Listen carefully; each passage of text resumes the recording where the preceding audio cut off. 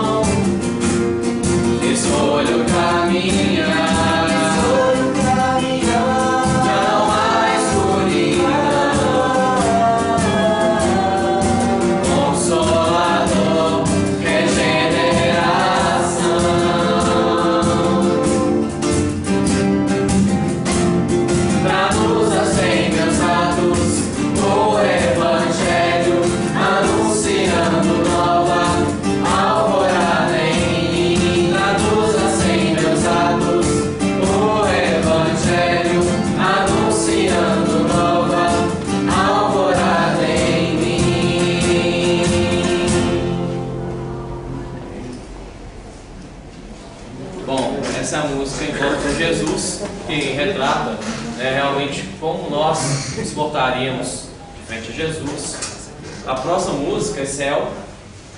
É uma música que de alguns companheiros nossos do grupo Versos, nós fizemos uma adaptação, fizemos um arranjo e vamos tocar agora.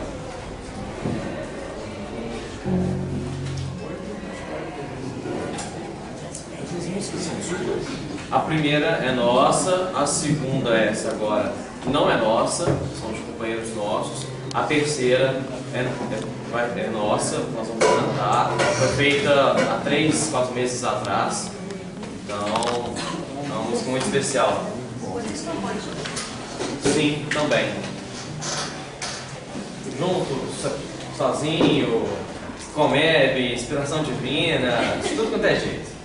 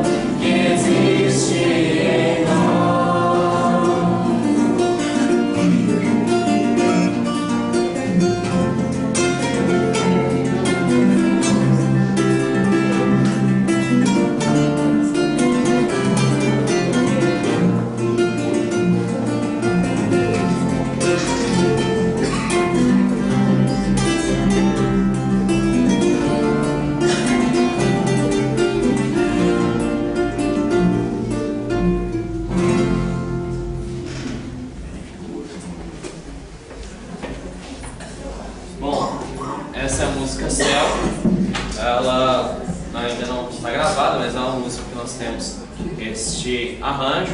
E agora nós vamos tocar uma música chamada Projeto de Amor, que é uma música que foi composta há uns 4 meses atrás pelo nosso grupo.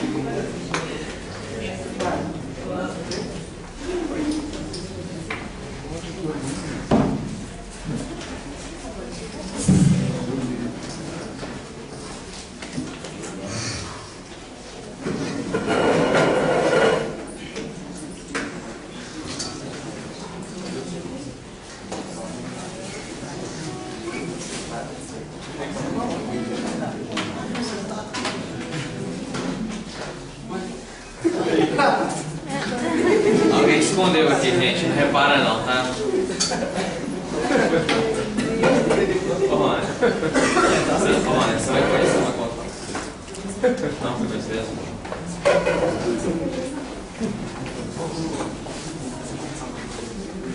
Bom, essa música ela tem uma história muito particular.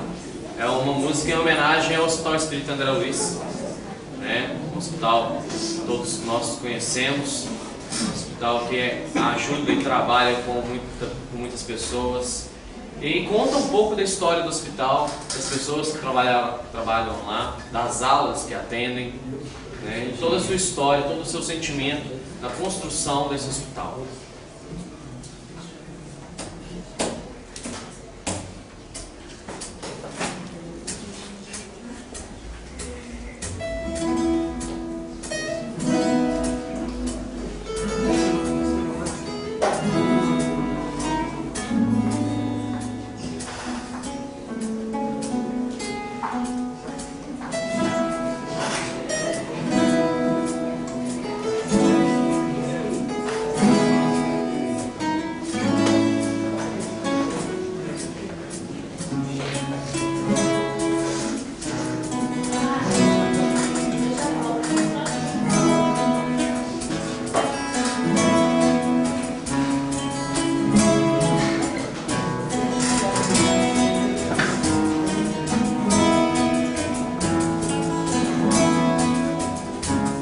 As plagas celestes,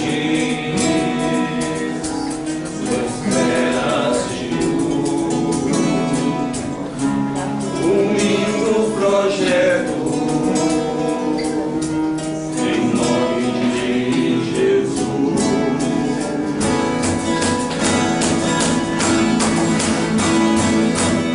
Ideal de uma casa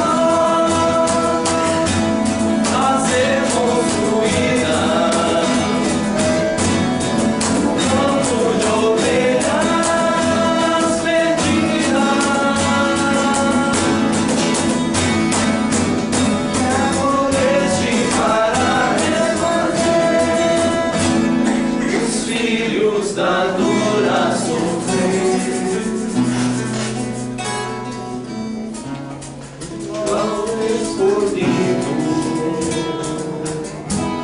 momento bendito, para o projeto de amor ser então transmitido.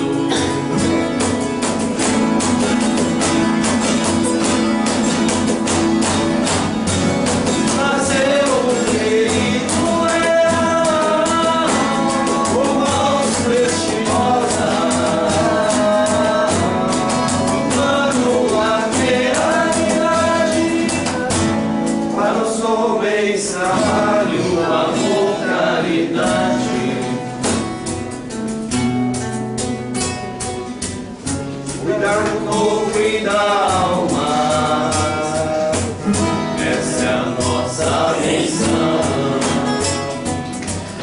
A mensagem de amor do Rabi, nesta casa não falta.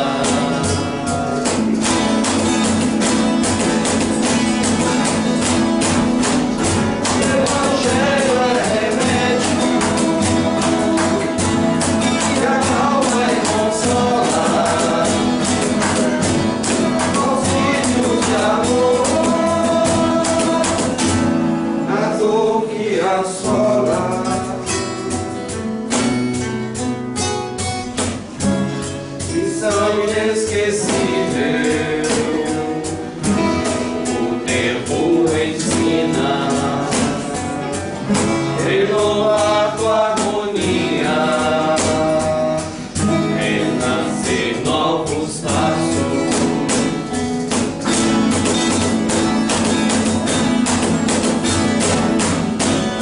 Confiar em Deus.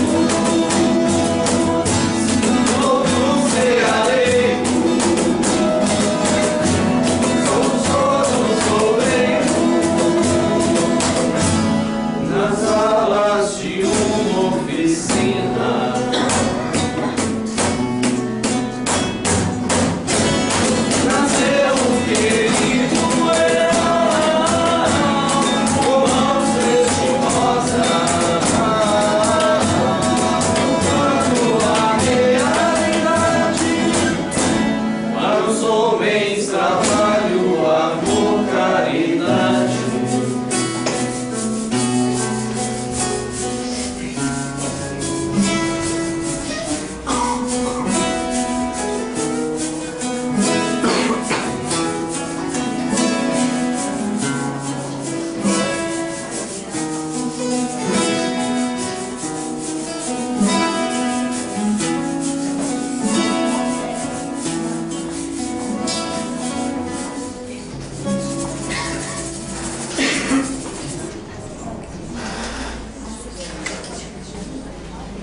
Bom, então é isso. Esse é, mais uma vez, é o Grupo Asos de Música Espírita. Aqueles que gostaram do trabalho, nós estamos aqui 2 CDs à venda, um CD simples, um CD Legado de Amor, à venda na casa. E para aqueles que têm Facebook, a página do Grupo Asas de Música Espírita no facebook.com. Ok? Muito obrigado a todos, é um carinho.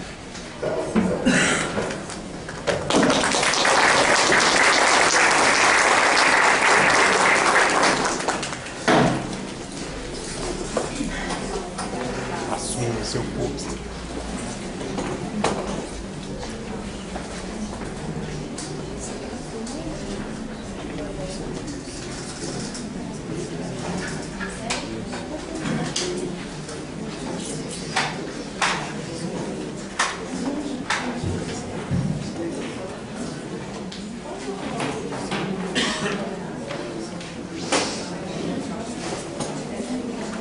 Boa noite. Nós estamos aqui nesta sexta-feira festiva para nossa casa, onde nós estamos encerrando essa nossa semana especial, que é a Semana de Kardec. Nós tivemos nesta semana, para quem não esteve aqui, para quem não está, talvez não esteja acompanhando, nós tivemos aqui nesta semana, na segunda-feira, conosco, a palestra do André Moreira, que nos falou sobre a homossexualidade, uma visão científica e doutrinária. Na terça-feira, nós tivemos o nosso colega aqui da casa, o Marcos Papa, que nos falou sobre Deus e o universo. Na quarta-feira, foi o Ricardo Melo, que nos trouxe Espiritismo, Ciência, Filosofia e Religião, integrados ao século XXI. Ontem, nós tivemos aqui o Dr. Gilson Freire, que nos trouxe Espiritismo e Ciência. E hoje nós estamos fechando aqui com chave de ouro, com a presença do nosso colega, o Eduardo Loureiro, que vai estar falando para a gente deste tema tão interessante, que é saúde e doença, sob a luz do Evangelho e da ciência. Mais uma vez lembrando o que nos moveu como tema para esta semana de Kardec foi o Espiritismo no século XXI e a ciência também no século XXI. Porque baseado numa fala do Divaldo, que foi perguntado a ele, como que seria então o Espiritismo agora no século XXI, desde o surgimento do Espiritismo, 1850, nem um pouquinho, como que seria o Espiritismo agora no século XXI? Ele fala que Espiritismo e ciência deveriam estar fazendo aí uma ponte entre um e outro, para que o melhor possa estar acontecendo. E lembrando uma passagem da Gênese, lá nos fala, caminhando de par com o progresso, o Espiritismo jamais será ultrapassado, porque se novas descobertas lhe demonstrassem estar em erro acerca de um ponto qualquer, ele se modificaria nesse ponto. Se uma verdade nova se revelar, ele a aceitará. Então, é esta aí a ideia desta nossa semana, que hoje está terminando. Gente, o Eduardo Loureiro, o nosso palestrante da noite, ele é espírita, ele é médico, ele é professor da pós-graduação de cardiologia lá do Hospital Felício Roxo. Tá bom? Então nós vamos aquietar nossa mente, nosso coração, nós vamos pensar em Jesus nesse momento, dizendo a Ele, Jesus, nosso mestre, nosso amigo, nosso irmão, permita estarmos aqui reunidos em Teu nome, nesta hora bendita. Nós aqui estamos porque muito motivados pelo nosso coração, que tanto busca pelo Teu exemplo, pelo Teu ensinamento, Senhor.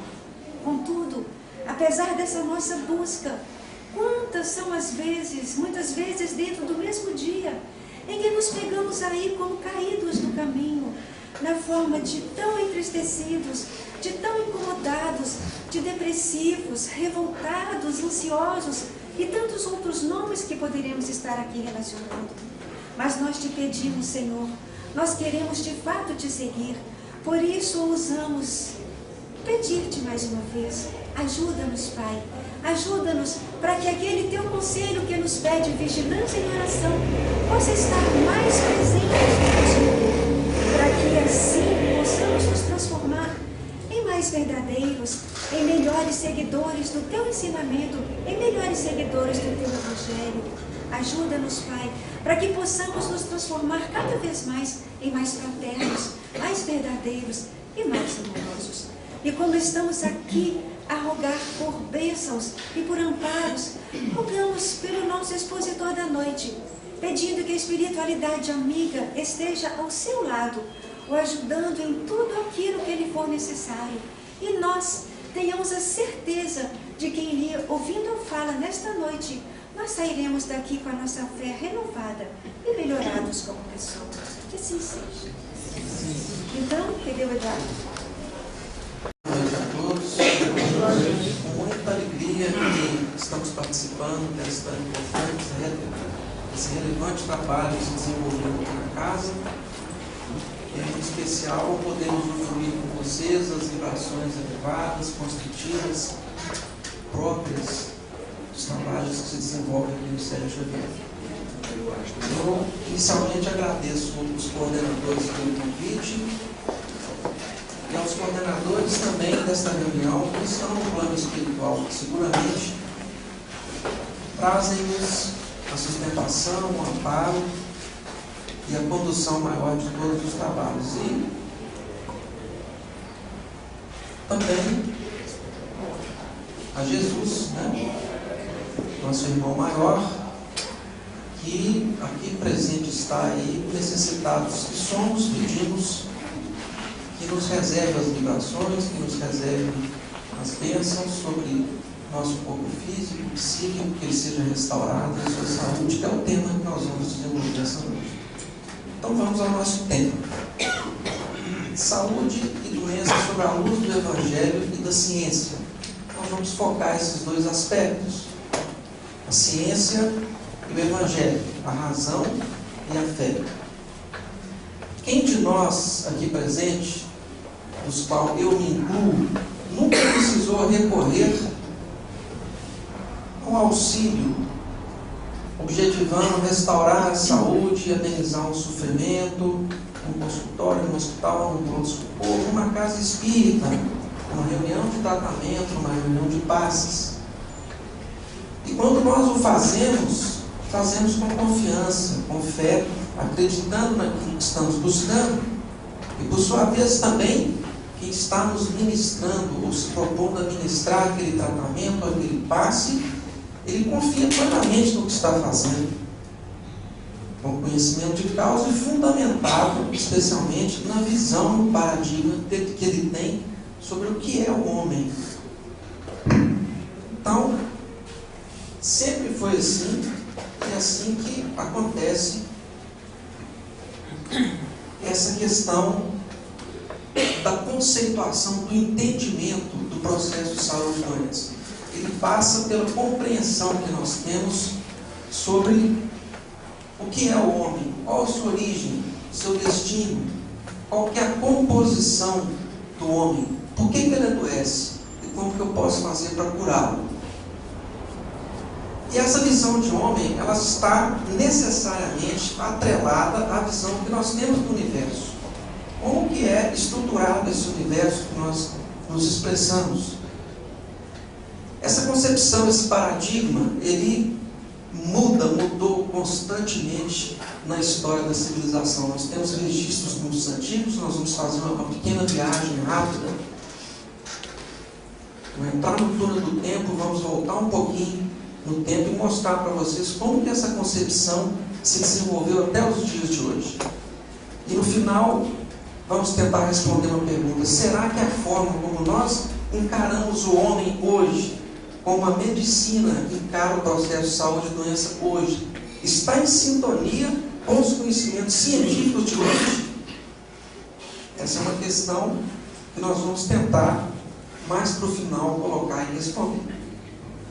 Então vamos fazer uma rápida viagem aqui, há cerca de 4.000 anos antes de Cristo, onde nós encontramos os primeiros registros sobre os processos de saúde, doença e tratamento, já na civilização egípcia, uma civilização diferenciada pelo avanço, pelos filósofos, pela sociologia.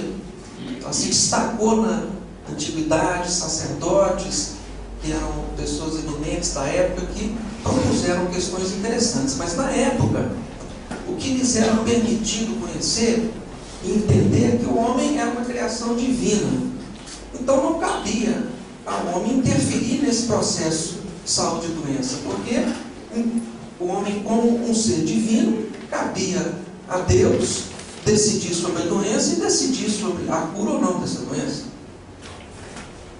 O que se limitava a fazer era tentar alguns rituais, alguns procedimentos que agradassem aos deuses.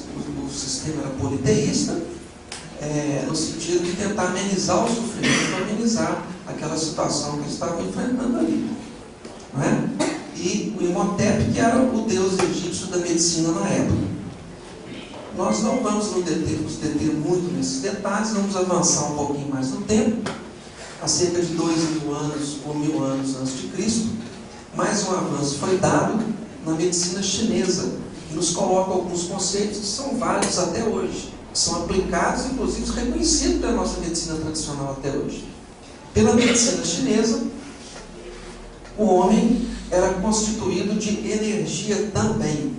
Essa energia, ela era uma energia bipolar, positiva e negativa. Esse símbolo aqui nos mostra Yin e Yang, e todo o processo de adoecimento significava um desequilíbrio entre esses dois potenciais de energia, entre o Yin e o Yang. Intuitivamente, os chineses perceberam que nós possuímos uma natureza extrafísica, nós possuímos um corpo de matéria energética, pelo qual transitavam em circuitos bem determinados, que eram os nadis, a energia que eles chamavam de prana, não é? E essas energias muitas vezes encontravam um obstáculo no seu trânsito, e esse obstáculo gerava um distúrbio, uma doença. E todo o procedimento era feito no sentido de tentar reequilibrar o Yin e o Yang. Um livro foi escrito, Huadig Nejik, Cânone da Medicina do Imperador Amarelo. Esses hieróglifos existem aí, esses papiros, né, existem aí. E Huang Jin, que viveu entre 2.698 a 2.599 a.C., é que codificou. E esses pontos que nós estamos vendo aqui são os pontos de acupuntura que existem e são operados até hoje com sucesso. Com sucesso. Bom, avançando mais um pouco, nós vamos cair aqui na medicina grega, que é o berço de todo o conhecimento que nós temos hoje sobre saúde e doença, partiu da civilização grega. Mais uma vez, a visão de mundo na época é que o universo era constituído por esses 4 elementos básicos: o fogo, a terra, o ar e a água. Transpondo isso para o corpo humano, entendiam os médicos gregos que o fogo representava o sangue, a terra a pires negra, o ar a pires amarela e a água a fleuma ou a linfa, ou seja, compreendia-se o homem como um composto de humores, de líquidos, e que todo transtorno de doença era produzido por excessos ou carência de um desses humores. E todo o processo terapêutico que se mobilizava nessa época objetivava diminuir, por exemplo, o aspecto fogo, ou o aspecto pire negra, ou pire amarela, ou linfa. Então, muitas práticas que muitas vezes a gente lê em livros da Idade Média, a gente observa que eram praticadas sangrias, medicações para produzir vômitos, diarreias, Acreditava-se que pelo processo de vômito diminuiria a bilis negra, por exemplo. Então eram processos extremamente dolorosos, agressivos, mas fundamentado na visão de mundo da época, na visão do entendimento que se tinha do universo e do homem na época. Asclépio, o Esculápio, né, que na época era considerado o deus da medicina. Pela mitologia grega, ele era o médico que tratava da deusa Atena. Então nós temos esses registros aí, mas compreendia-se que o homem era uma alma encarnada. Esse processo existia, essa concepção ela já existia claramente exposta nos registros que nós temos desta época. Bom, alguns avanços aconteceram nessa época. Nós colocamos aqui um mapinha do mar Egeu. Aqui nós temos a Grécia Antiga. E nós vamos destacar duas ilhazinhas que foram os dois berços da nossa medicina atual, dos conceitos que nós temos hoje de doença e saúde. A ilha de Kos e a ilha de Quinido.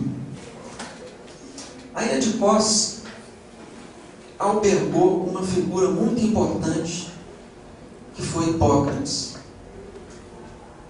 Hipócrates nós consideramos hoje como o pai da medicina. O Hipócrates ele fundou na ilha de Kos a escola cóica. Então a teoria hipocrática é uma teoria cóica, em razão do local onde ele nasceu. 4 séculos antes de Cristo. Hipócrates, a nosso ver, ele foi um dos pensadores mais coerentes. Tanto é que o juramento dos médicos hoje se fundamenta no juramento de Hipócrates.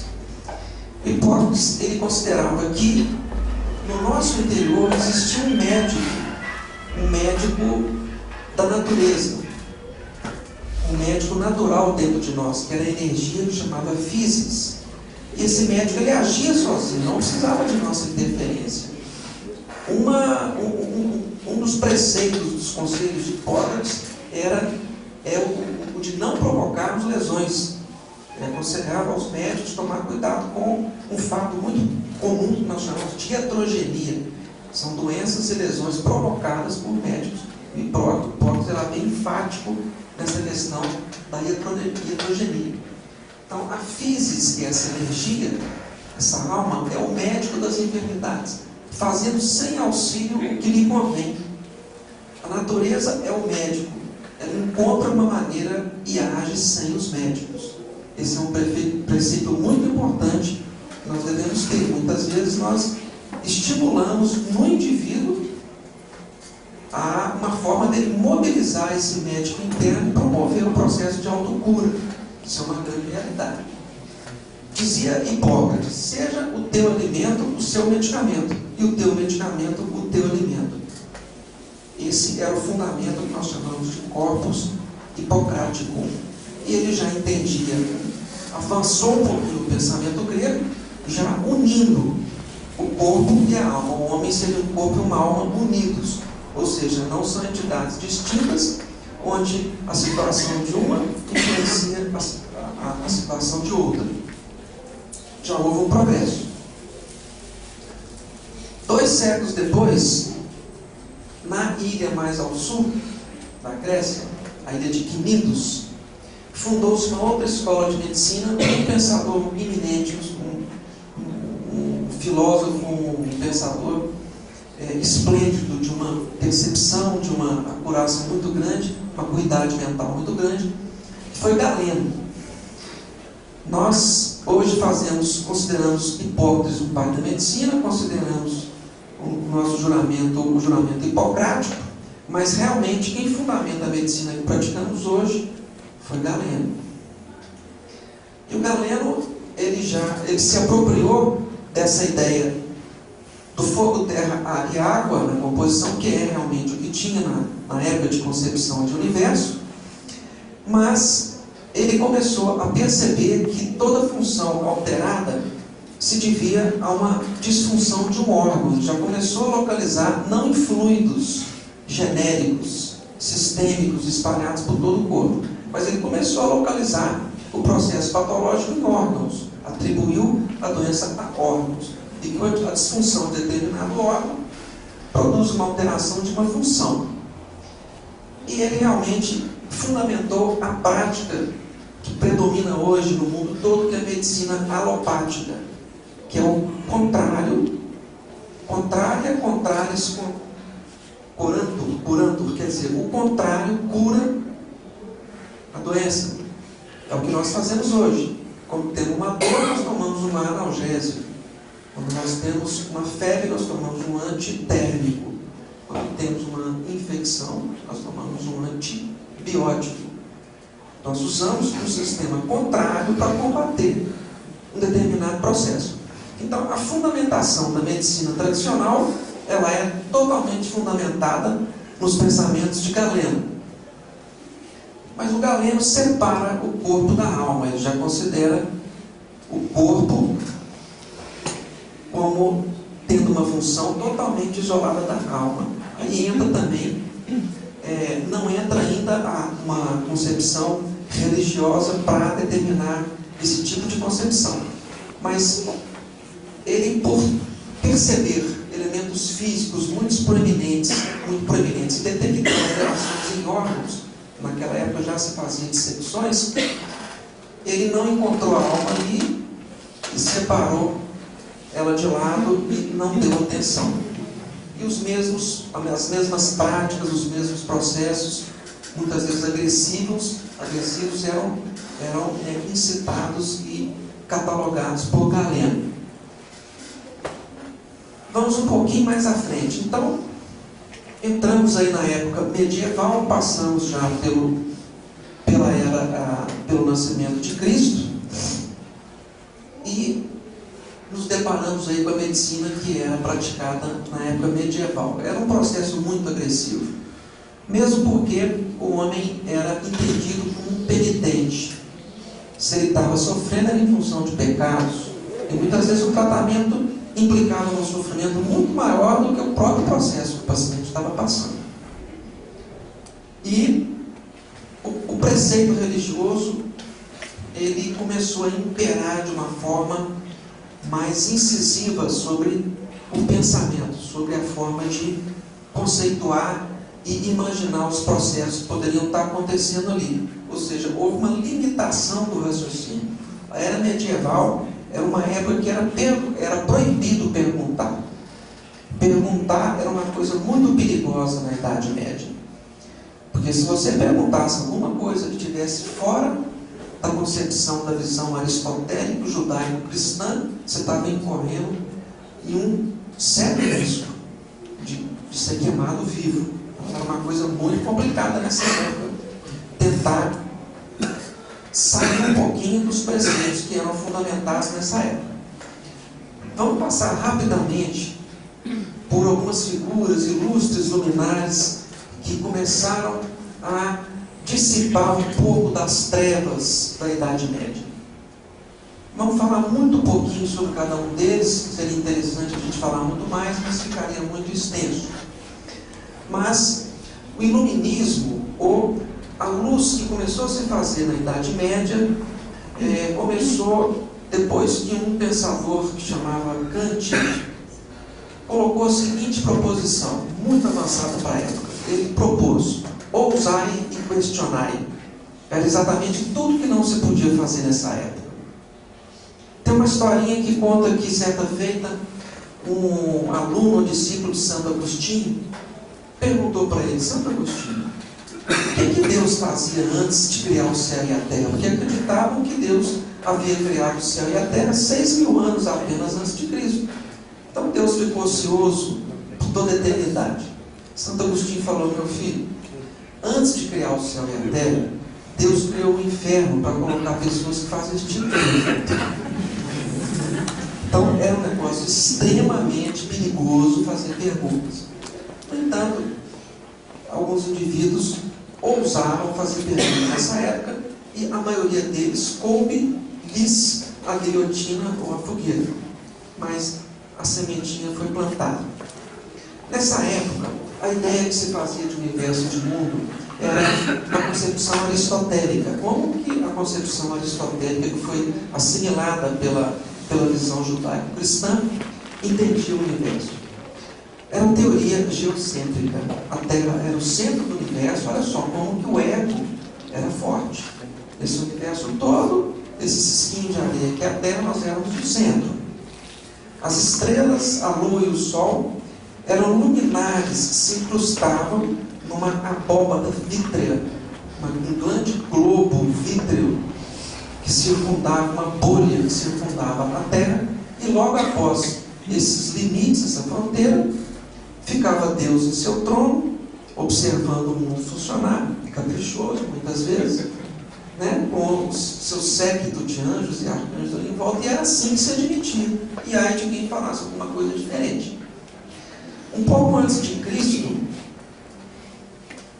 um pensador, Aristarco, propôs uma teoria diferente de que a Terra não seria o centro do universo. Ele não foi levado a sério. Logo depois de Cristo, Copérnico, já fundamentado em postulações matemáticas, começou a mostrar que realmente, provavelmente, a Terra não seria o centro, por cálculos astronômicos aí sim. E depois, o Galileu Galilei, já em 1564, quando ele nasceu, ou seja, no século XVI, pela sua luneta mais potente, por um refinamento matemático um pouco mais aprimorado, Galileu chegou à brilhante conclusão que Aristarco e que Copérnico, como sabemos hoje, Copérnico foi a reencarnação de Aristarco, e Galileu se apossou dessas ideias e desenvolveu matematicamente essa postulação do erro da teoria geocêntrica. Isso lhe rendeu 7 anos de prisão. Ele ia ser condenado à fogueira. Então, diante da Inquisição, ele foi obrigado a afirmar que a Terra era realmente o centro do universo. Mas baixinho ele falou, no entanto, ela se move. Ou seja, quem estava ali pertinho escutou, mas os inquisidores que estavam lá atrás não escutaram. Então ele se escapou da fogueira, mas pegou prisão perpétua e morreu, mas as suas ideias não morreram. Muito bem. Na mesma época, nós temos o pai da matemática, um pensador brilhante matemático, brilhante, Descartes. Não vamos falar muito sobre Descartes em francês. O que eu gostaria de dizer sobre Descartes, que ele deixou para nós, por motivo da nossa palestra, é a teoria do reducionismo.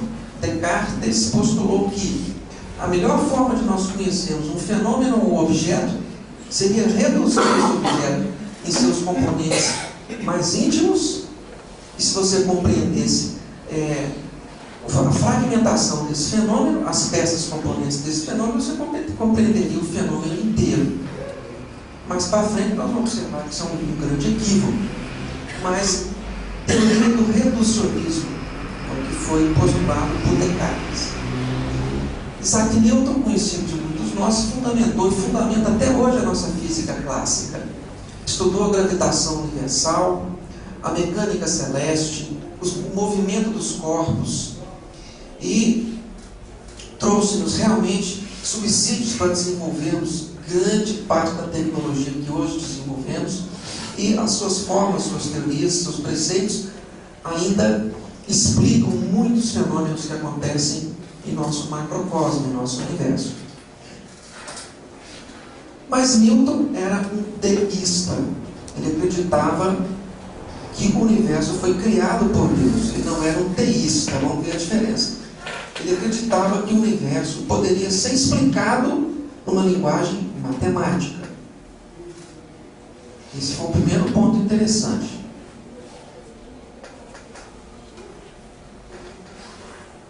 Ele comparava o universo a um grande relógio. E Deus criou esse relógio e deu corda e deixou ele funcionando. Ele era autossuficiente. Essa que foi a ideia de Newton. Os teístas acreditam que Deus criou o universo e continuam interferindo no funcionamento dele. Newton não, ele era deísta. Deus construiu o universo, deu corda e deixou ele funcionando automaticamente. Essa ideia foi aproveitada por vários cientistas que vieram mais à frente, inclusive Charles Darwin, pela teoria da seleção natural das espécies. Vamos pular para Laplace. Laplace foi considerado o Newton francês. O Laplace, ele já trouxe outras inovações, inclusive para a área médica. E ele aperfeiçoou um pouco mais essa ideia mecanicista de Newton. O grande avanço de Laplace, que tem congruência com os conhecimentos de astronomia hoje, Laplace era também um grande astrônomo. Ele postulou a ideia de que o sistema solar era um sistema, claro, heliocêntrico, a Terra girava em torno do Sol, ou seja, era um ponto passivo depois de Galileu, mas ele postulou a ideia de que o sistema solar fora formado por um aglomerado de nebulosas, que é uma coisa que se fundamenta hoje na astronomia moderna. Ele teve essa visão em 1700. Certa feita, mas ele acreditava piamente nesse processo de que o universo poderia ser explicado simplesmente por leis matemáticas. Certa feita, Napoleão Bonaparte chama Laplace à sua presença, leu o livro que ele escreveu sobre a mecânica celeste e achou muito estranho, porque ele contradizia a visão aristotélico-judaica. Ele não falava de Deus. Então Napoleão perguntou a Laplace: onde que Deus fica nessa história? E Laplace falou: meu nobre imperador, eu não preciso desta hipótese para explicar o universo. Guilhotina nele, logo depois. Mas a ideia dele ficou presente. As ideias não são queimadas e nem guilhotinadas. Bom, então vamos avançar um pouco mais rápido, gente, para a gente aproximar mais dos nossos tempos e vamos ver onde que entra o Evangelho, onde que entra a interseção da ciência com o conhecimento evangélico. Mas precisamos ainda entrar, e agora já estamos no século XIX. Claude Bernard trouxe uma contribuição muito grande. Nós não podemos subestimar os avanços da nossa medicina atual. A humanidade nunca teve uma expectativa média de vida tão alta quanto temos agora. Nunca teve. Nós devemos isso à nossa medicina moderna. Mecanicista, sim. Alopática, sim. Com muitas falhas, muitos erros, sim. Mas não podemos subestimar alguns valores que elas nos apresentam. E os fundamentos mais importantes que permitiram nós aprofundarmos o conhecimento de patologia, de fisiopatologia, nasceu em Claude Bernard, que é o pai da fisiologia. Aqui está a fotografia de Claude Bernard secando um coelhinho e todos os seus assistentes anotando ali em volta. E ele dizia que as forças orgânicas, mesmo as mentais, são situações puramente fisiológicas e materiais. Claude Bernard, secando o homem, não encontrou a alma em nenhum dos compartimentos dissecados. Mas grandes foram os avanços em fisiologia. Não vamos entrar em muitos detalhes, mas esse conceito básico é importante a gente ter.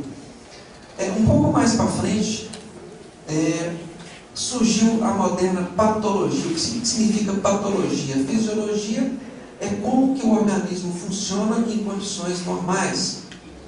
A fisiologia do olho, do cérebro, do estômago é como ele funciona em condições normais.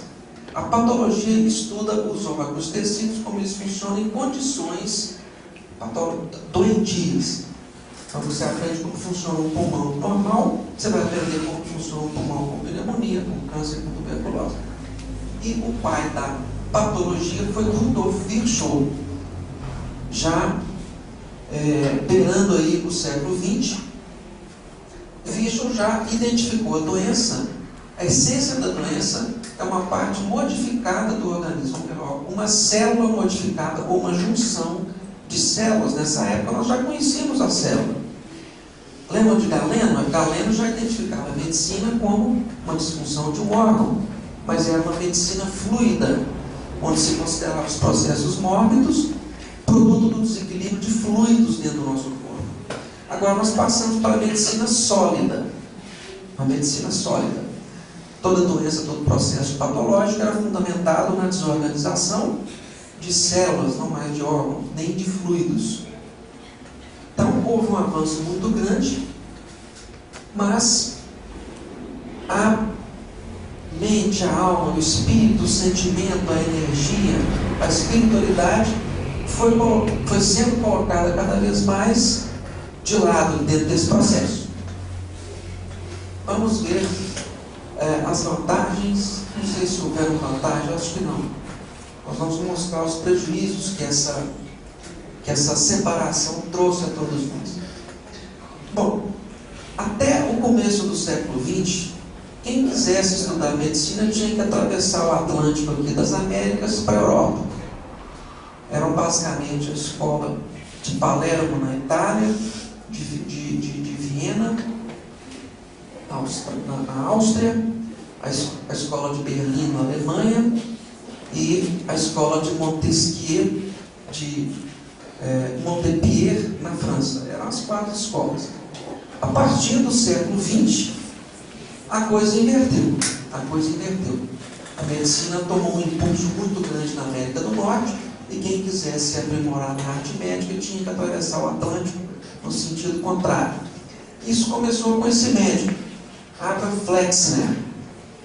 Flexner aprofundou um pouco mais no começo do século XX, já com a radiologia operante, a eletricidade parcialmente dominada, a física de Einstein já começando a tomar os seus moldes, alguns equipamentos já operando a nosso favor na microscopia, na tecnologia laboratorial, e Flexner criou a medicina moderna, que nós chamamos de medicina flexneriana, que entendia a doença, reduziu mais um pouquinho, não como no estudo celular, mas molecular, intracelular. E era importante nós termos um diagnóstico técnico laboratorial, daí começou a existir os laboratórios de análise clínica, a terapêutica química sintética começou a ser aplicada, era uma coisa que era abominada anteriormente, era inadmissível administrar um composto inorgânico dentro do corpo físico orgânico, era uma coisa complexa. Já Flexner apregoava esse princípio e começou a fase dos medicamentos industrializados e o mecanismo médico que nós temos hoje. Teve de se operar uma revolução muito grande nos Estados Unidos. Nessa época existiam 140 escolas médicas. E para absorver esse processo, esse mecanismo de atuação, o princípio de formação, de educação dessas escolas médicas teria de modificar completamente. E para isso o governo deu um incentivo de $6 milhões para a escola que se propusesse a fazer essas modificações dessa medicina mecanizada, laboratorial, tecnológica e fundamentada em compostos sintéticos.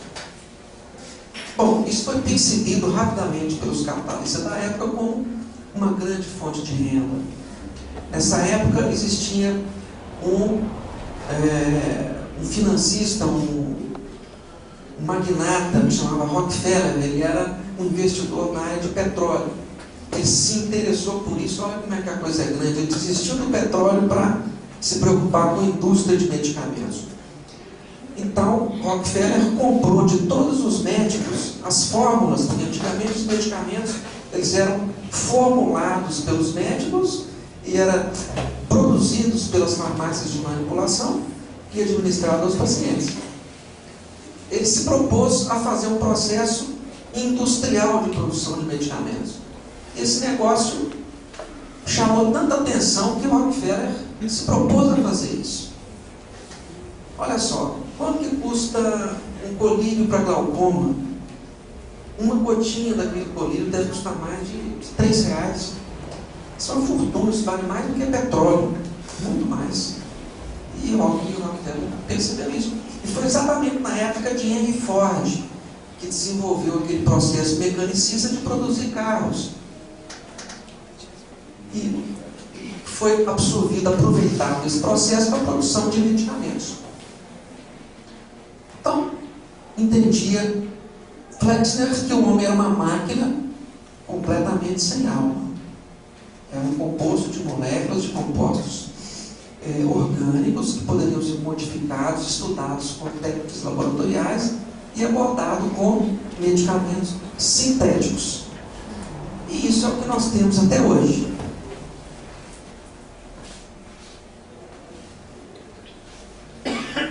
Bom, então vamos, gente, tentar atrelar esses conceitos com a visão de mundo que nós temos hoje.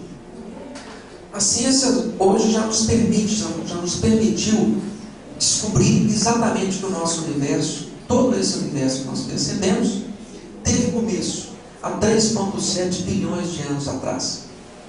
Que o nosso universo está em expansão, e pelo cálculo da velocidade de expansão, é só fazer a conta do lado contrário, você percebe que chega num ponto que toda essa massa em expansão se une num ponto que chama singularidade.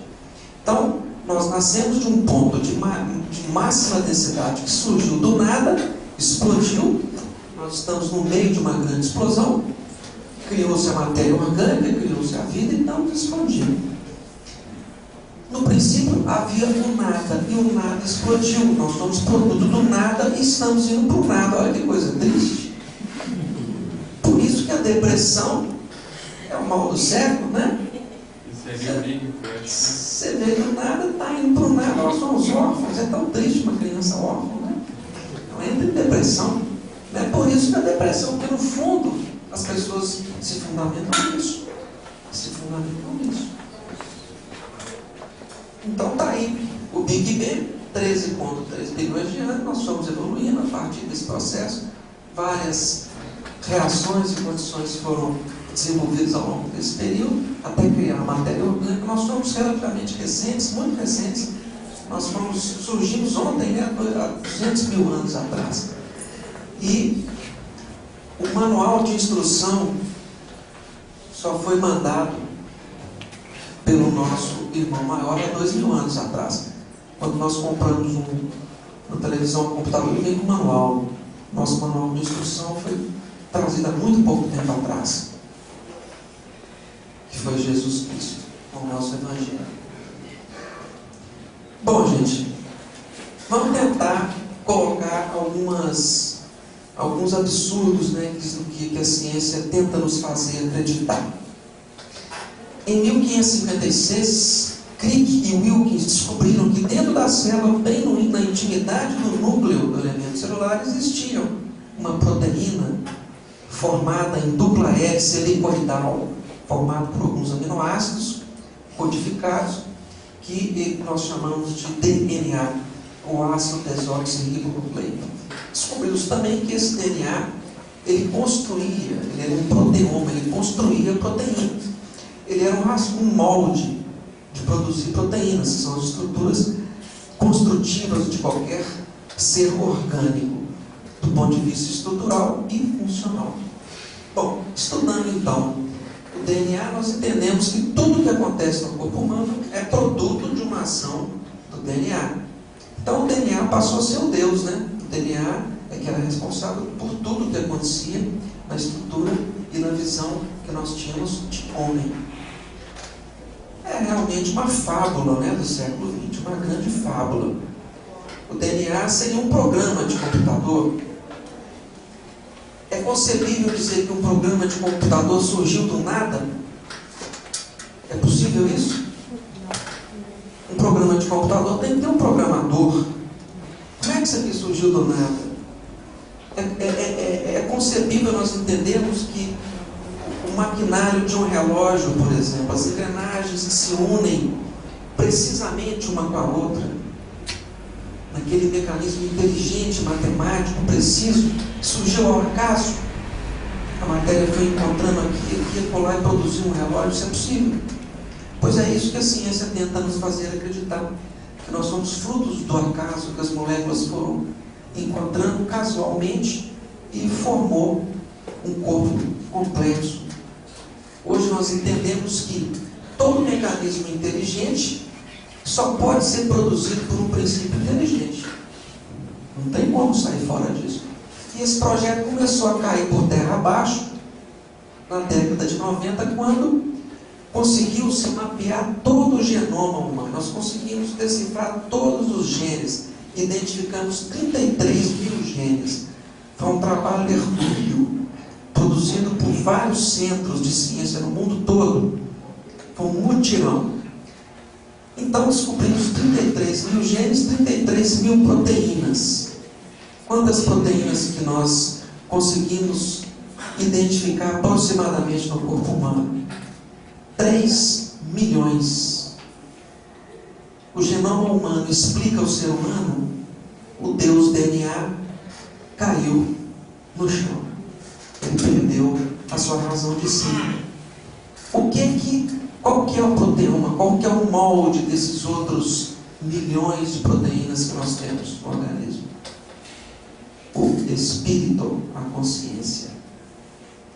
Os biólogos estão coçando a cabeça. E olha só, a diferença do nosso mapa genético para o mapa genético de um nosso irmãozinho macaco diferencia apenas 0,6%.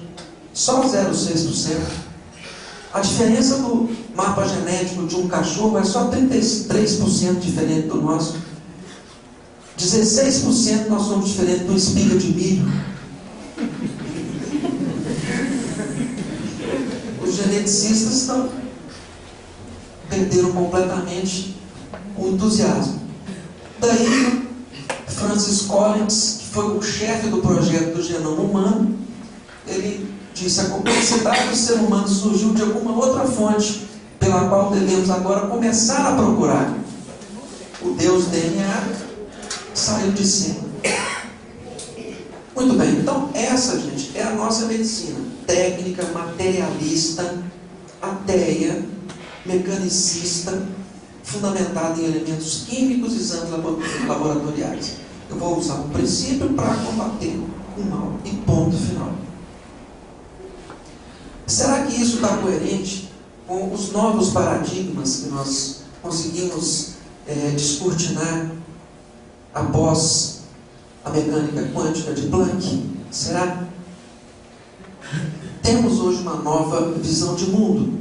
Conseguimos penetrar na intimidade de uma estrutura que nós considerávamos impenetrável. Átomo. O que significa átomo? Esse nome está errado, né? Tomos é divisão, A é negação. Átomo, teoricamente, pela sua expressão, não pode ser fracionado. Hoje nós sabemos que sim, que ele tem muitas partes ali dentro. E quando nós conseguimos entrar dentro do mundo intratômico, nós nos deparamos com um universo completamente diferente do universo que nós conseguimos perceber com nossos sentidos, que conseguimos calcular e prever com a visão cartesiana e newtoniana. Nós conseguimos perceber que a unidade fundamental da matéria era fundamentada em espaço vazio. Espaço vazio. Em proporções, se nós considerarmos um átomo do tamanho da Terra, o próton, que seria o seu núcleo positivo de carga positiva, de massa 1, ele equivaleria ao tamanho de uma bola de futebol. Um pouco maior, talvez, uma bolinha de futebol. Dentro de um próton, nós temos 4 elementos chamados de quarks. Cada quark teria o tamanho de um CDzinho. Imagina, no centro da Terra. E o elétron estaria lá na órbita da Terra. Tem uma carga negativa e não tem massa. A única coisa que tem massa é o próton. Massa 1. É o que nós poderíamos chamar de matéria, dentro de uma estrutura do tamanho da Terra, somente uma bolinha pequenininha lá com 4 CDzinhos, seria o que nós chamamos de matéria. Então, nós começamos a desmaterializar e a matar a matéria. A própria ciência começou a observar que de matéria não existe nada. O átomo é uma nuvem de movimentos, que nós chamamos de nuvem quântica. Isso aqui é uma análise, nós chamamos de análise espectral do movimento de um elétron. Nós não podemos definir a posição de um elétron, assim, probabilidade. A probabilidade dele estar ali. Tem hora que ele comporta como matéria, como partícula, tem hora que ele se comporta como onda. E surpreendentemente descobrimos que a mente, a consciência consegue mudar esse processo. A consciência do observador muda o comportamento do elemento intratômico. E quando você entra dentro da intimidade desses elementos intratômicos, você não vê nada, você só vê um movimento exorbitante. Mas você não sabe o que está movimentando, ninguém sabe.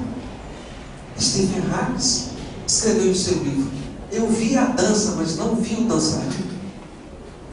Não vi o dançarino. Então, começamos a desmaterializar a matéria. E olha só que coisa surpreendente. Nós sabemos hoje que no nosso universo, ele é 74% composto do que nós chamamos de matéria escura, ou de substância escura. Não é matéria física, nós não sabemos a natureza dessa matéria escura, mas é ela que permite a coesão entre os astros. O processo gravitacional passa por essa energia escura. E energia escura, a matéria escura seria uma radiação um pouco mais densa que existe, que cobre mais ou menos 23% do nosso universo. Vamos fazer as continhas aí. Nós temos aí mais ou menos 96% de imaterialidade no nosso universo. Sobrou 4%. Desses 4%, 3,6% aproximadamente é feita por gases, numa densidade aproximada de 1 próton por metro cúbico. Isso é muito pouco. O universo desmaterializou. O que nós chamamos de matéria é apenas 0,4% do universo. O que tem de matéria dentro do átomo é 0,4%. Então, isso aqui que nós chamamos de corpo físico, e nos preocupamos tanto, é 0,4% da nossa natureza.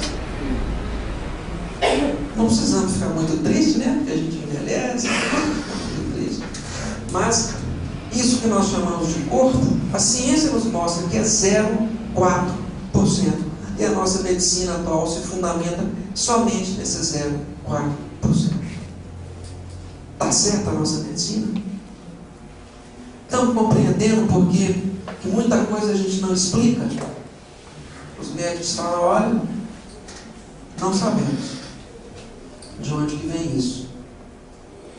Vem dos 99 e pouco %. Doutor, eu não sei se pertinente a colocação. Durante esse ciclo todinho que você foi colocando, só foi citada a medicina chinesa bem antigamente, e hoje eles, na maneira deles de trabalhar muito, digamos assim, quietinha, que a gente está voltando a estudar, né? Com certeza. Com a parte de energia, de agricultura. Ela já foi inclusive assimilada pela nossa medicina. Existe uma lei de que toda prática reconhecida como eficiente e segura tem que ser incorporada pela nossa medicina. Se nós abrirmos os livrinhos aí dos nossos convênios, vocês vão encontrar acupuntura, homeopatia, que a medicina energética já foi confirmada cientificamente como segura e eficiente. Ok? Mas não é a prática que predomina ou que prevalece. Ela está de forma ainda muito incipiente, mas faz parte de nossa vida. Faz parte. Não é mesmo? Então, começou a criar um novo conceito do domínio quântico. Nós mostramos para vocês que o pensamento, a consciência, ela modifica os fenômenos intratômicos. Nós somos o que pensamos, em última análise. Que a construção do nosso universo, do nosso corpo, é um grande pensamento. O nosso universo é um grande complexo pensamento. Esse pensamento se interpôs essa ideia de Deus original, e nós nos criamos assim como somos, e estamos passando por um processo evolutivo, por decisão própria. Por decisão própria. É um conceito muito interessante. Então, pela visão clássica, as partículas elementares se interagiram de forma aleatória surgiu a matéria, o átomo, a molécula, a matéria inorgânica, depois a matéria orgânica, ela foi ganhando complexidade, formou o cérebro, as interconexões neuronais, os neurônios, aí surgiu a consciência, ou seja, a consciência seria uma secreção cerebral. Isso é mais uma fábula que eles tentam fazer a gente engolir hoje, né? Que a fisiologia, a medicina tenta nos fazer acreditar. Agora, a própria ciência já mostra o sentido contrário, que o pensamento, a consciência, é que criou o átomo, a molécula, o cérebro e as células. Contrário. Então, a conclusão que nós chegamos, que não há uma congruência ainda entre a concepção de mundo, a visão de mundo que nós temos hoje e a visão que nós temos de nós mesmos, de homem. Portanto, a visão ainda está incompleta sobre o processo de saúde, doença e tratamentos. Os paradigmas da medicina estão mudando e vão mudar necessariamente nesse século ainda. Alguns de nós ou nossos netos verão essas modificações. E esse movimento, esse reconhecimento da medicina chinesa, ayurvédica, homeopática, isso já é uma transição que nós estamos cada vez mais sutilizando. Cada vez nós estamos menos materializados, nós somos mais sutilizados.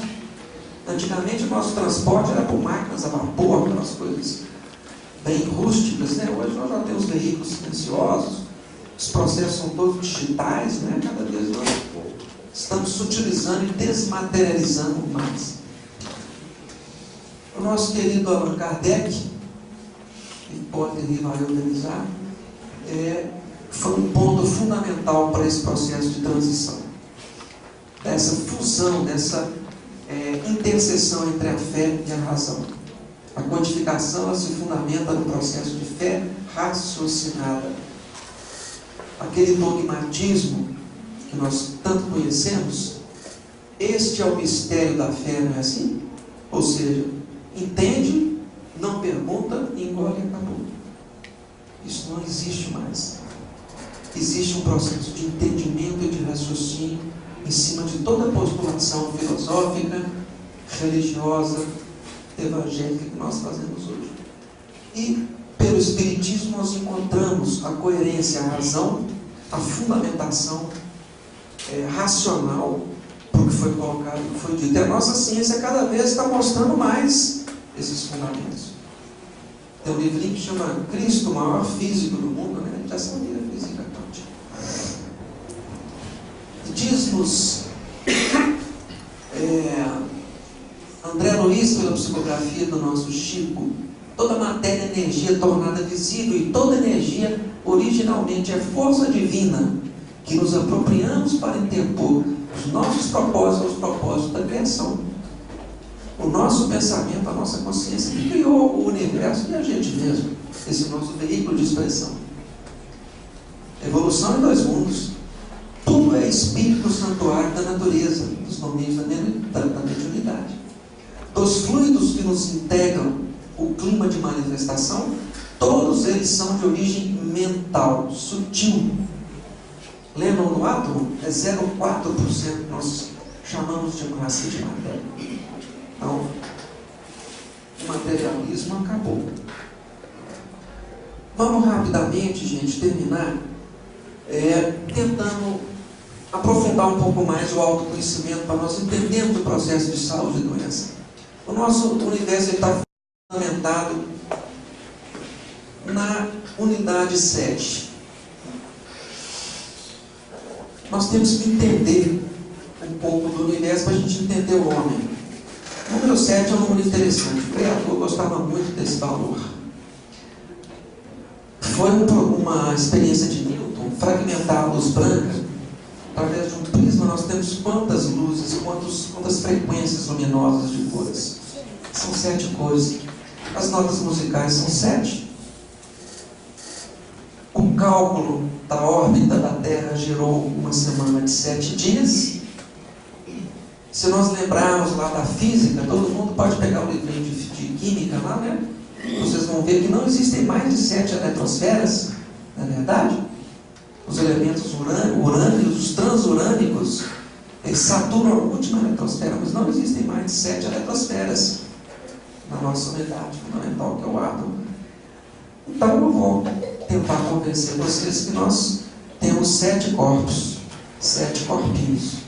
Esse que a gente enxerga no espelho, que a gente fica tão chateado quando aparece uma ruguinha, né, um cabelo branco e tal, ele é o 7. Ele é 0,4% do que nós somos na verdade. Nós temos o segundo corpo, que é o corpo de energia, que é onde os médicos chineses atuam, onde os acupunturistas e os homeopatas trabalham. Ele é composto de energia, de chakras, de nadis, de pontos de distribuição de energia, yin e yang, positiva e negativa. Essa energia ela entra em nós por vários meios, pela alimentação, pela respiração, principalmente pela respiração. Vocês já perceberam que o nariz tem 2 furinhos? A tomada também tem 2 furinhos, um é positivo e outro é negativo. Então nós sabemos que a energia prana no homem entra pela nariz direita e a negativa pela esquerda. Na mulher é o contrário. É o contrário. Sim. E de vez em quando nós estamos com uma narina mais entupida do que a outra, né? Porque quando a esquerda está mais entupida é porque nós precisamos mais de sangue. E quando o nosso processo de energia atrapalha, todo a gente fica gripado em todas as duas. Mas vamos ficar até o terceiro corpo, gente. O terceiro corpo é que nós vamos ficar nele. Não vamos entrar nos outros 4, não. Nós já conhecemos o físico, o duplo etéreo energético. Vamos passar para o corpo mental. O corpo mental ele não é antropomorfo. O duplo etéreo, o segundo corpo, ele é antropomorfo. Ele tem cabeça, boca, olho, nariz. Ele é atômico, mas uma matéria atômica sutilizada, da qual é feito o nosso chamado plano espiritual. Nós passamos a expressar nossa consciência nesse segundo corpo, quando nós passamos pelo fenômeno biológico da morte. E nós vamos nos surpreender nesse momento que nós teremos uma configuração idêntica à nossa aqui, idêntica. E todas as descrições do mundo espiritual que nos mostra até hoje a literatura espírita nos mostra um mundo atômico. E assim ele é. A tabela periódica é idêntica no plano espiritual. Mas vamos passar para o corpo mental, que é o terceiro corpo. Ele não é antropomórfico. Ele é atômico, mas ele é de matéria sutil. E ele tem 2 componentes. Um andar de cima, que é razão, pensamento e conceito, e um andar de baixo, que é emoção, sentimento. Por que é o andar de baixo? Porque o andar de cima, teoricamente, comanda.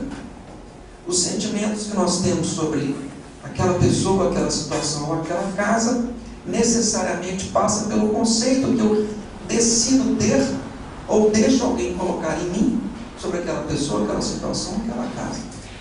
Se eu me convencer que eu gosto de vermelho e detesto o preto, eu vou me sentir mal quando eu ver o preto. Se eu gosto do azul, eu vou ficar muito bem dentro dessa sala. Então é o campo conceitual que tem que ser trabalhado para a gente exercer uma definição do campo das emoções. E esses 2 campos eles têm que estar alinhados com as leis de Deus. Aí entra o Evangelho, que é o nosso manual de instrução. Quando os nossos pensamentos estão em desalinho com o campo conceitual do Criador, nós geramos emoções venenosas que vão envenenar o nosso corpo energético e adoecer o nosso corpo físico. Eu tentei classificar aqui, gente, rapidamente as famílias de emoções. Vocês vão refletir o que as gera e como nós podemos fazer para tentar aumentá-las ou diminuí-las. A primeira família de emoção são as emoções de acolhimento, afeto, amor, amizade. São as emoções agregadoras. Elas é que permitem a gente viver em sociedade, que desenvolvem o afeto, o amor, o desejo sexual, a formação da família. Está toda fundamentada nessa família de emoções. Temos as emoções de confronto, que é o medo, a raiva, a ansiedade, a mágoa. São emoções extremamente destrutivas que fazem um bloqueio energético muito grande em nosso segundo corpo e alteram profundamente a nossa fisiologia. Nos coloca dispostos a lutar, a enfrentar, em ferir, machucar e magoar o próximo. Emoções de comparação. O orgulho, eu me sinto superior ao outro. Eu sou mais inteligente, mais sábio, mais poderoso. Não é mesmo? De inveja, eu sofro pelo que o outro tem. A vida é injusta comigo.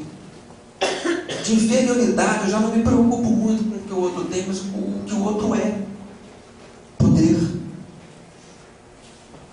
São emoções tóxicas. E as emoções de perda, que é o desespero, é o sofrimento iminente, é uma grande perda, uma grande tragédia, uma doença terminal. O ciúme, eu já não ocupo mais um lugar especial no coração daquela pessoa. Tem que ser só eu. Eu sou egocêntrico. E o meu orgulho modifica. E o luto é quando, talvez a mais triste delas, é quando o fato já está consumado e nós nos consumimos num sofrimento muito grande para digerir aquela perda que não tem mais retorno. Vamos refletir um pouquinho mais, gente, deixando para vocês refletirem, porque o tempo já se faz no limite para nós, sobre esse composto de emoções. O campo conceitual é o que gera as emoções. Se nós não estamos com saúde, é porque o nosso campo conceitual está desalinhado, as nossas convicções, as nossas crenças estão desalinhadas com as leis universais. Essas leis foram criadas por um princípio inteligente. E o desafio dessas leis nos traz um prejuízo muito grande para a nossa organização física, mental e espiritual. Muitas vezes nós adulteramos ou afrontamos essa lei pelo desconhecimento. Mas o desconhecimento da lei não nos isenta das consequências da infração da mesma. Não nos isenta. Lei da gravidade, ninguém pula. Uma criança pula. Mas ela vai se isentar das consequências por não conhecer? Nós afrontamos leis mais perigosas do que a lei da gravidade. Muito mais perigosas. As leis que coordenam o mundo dos pensamentos, dos sentimentos, das energias e das emoções. Se nós pulamos, nós desencarnamos. Se foi um acidente, logo depois ganhamos um novo corpo. Se nós adulteramos a lei do amor, podemos desestruturar o nosso campo mental de tal forma que levamos 3 ou 4 encarnações para restaurar. Alguém aqui conhece um doente mental grave, um psicótico grave que conseguiu curar na vida? Ele passa a encarnação tomando medicamento para tentar sobreviver. São 3 encarnações no mínimo. Então tem coisa muito mais perigosa do que desafiar a lei da gravidade. A grande ação terapêutica consiste em alinhar o nosso campo conceitual da mente superior às leis de Deus, saneando todo o complexo emocional, energético e orgânico que sucede. Temos que voltar então, gente, ao Evangelho. A própria ciência está nos convidando, nos concitando para isso. Os nossos paradigmas estão mudando cada vez mais. Eu tenho plena convicção que todos nós que estamos aqui, depois de um dia de trabalho, no final de uma semana, onde muitos estão se iludindo aí pelos prazeres e pelas diversões, estamos aqui em busca do alimento da alma, do alimento do espírito, de um conhecimento que vai nos alinhar um pouco mais com as leis de Deus e vai nos fazer reduzir um pouco mais o nosso manancial de sofrimento. Para exemplificar, dizemos no cristianismo, quando o indivíduo alcança um nível de pureza e elevação espiritual sublime, ele se torna um santo. Um santo, ele é São Paulo, São Pedro. Na medicina, quando o indivíduo está saudável, ele está são. Não precisamos falar muito mais. Esses princípios de honestidade, retidão, humildade, amor ao próximo, caridade, em resumo, é a fundamentação do Evangelho de Cristo, e o caminho para a santidade, para a saúde, enfim, que nós tantos almejamos. Meus amigos, que a paz habite em todos os corações, seria a nossa mensagem de hoje, encerrando a semana de Kardec. Obrigado.